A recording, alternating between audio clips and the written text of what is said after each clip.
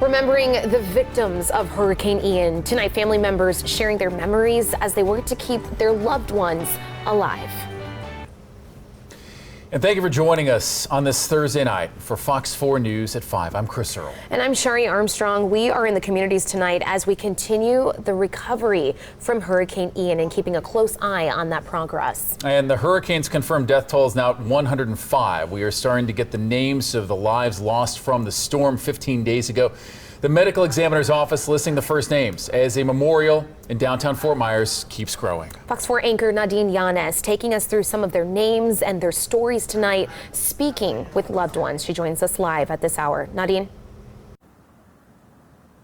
Yeah, Shari, it has been a long 2 weeks for our community. So many of us have lost so much, our cars, our houses, but there are at least 105 families who have lost their loved ones, brothers, sisters, sons, daughters, mothers, and fathers. We actually spoke with the sister of Craig Markgraff Jr. He died in Hardee County, and his sister is talking to our sister station in Tampa, saying that she will remember her brother as the life of the party.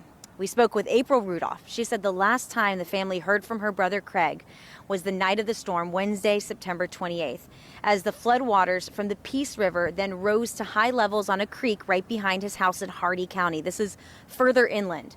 According to the post from the Hardee County Sheriff's Office, they reported him missing after his father was the last to see him that day clinging to a tree before making it onto a roof of his home with a friend. He ultimately got separated with that friend, and it wasn't until a week later April got the call that her brother had drowned. His house, he lives like on a creek, and it had already had some flooding just before the storm even came. And, he didn't know what was going to happen. It was kind of on the brink of too late to leave. It's going to be a really difficult thing to deal with. But, you're supported and loved by so many people. Strangers you probably don't even know are there for you, rooting for you, and they want, everybody and everything to be okay. Not only do you see Craig's picture here, there's also a cross here. And what struck April in speaking to our sister station was the fact that so many strangers are now showing their love as this memorial also grows. She's pouring her heart and support to the other families who lost loved ones. And this is the hard part for us as we are grieving this with you and our community. But all the families that we have been speaking to say they want to remember these lives. They don't want these lives to die in vain. And they want to be thankful to all of the support that has been pouring in, especially to the first responders as well. In the meantime, the Florida Department of Emergency Management still has a link up.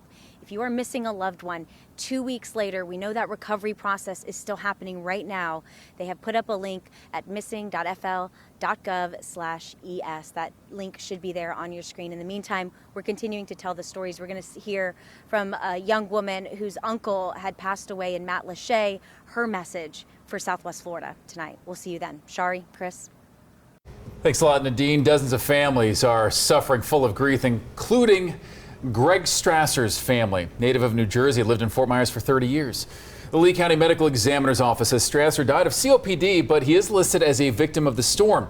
His sister Janet Link says even though 7 weeks of medical treatment recently he had endured and tried to convince him to leave his home even before the storm shifted towards Lee County. Why don't you go to a shelter? And I think he didn't feel healthy enough to do what he needed to do to get in a car and drive to a shelter. Coming up on Fox 4 News at 6, our Caitlin Knapp talked more to his sister about Strasser's life and how she wants him to be remembered.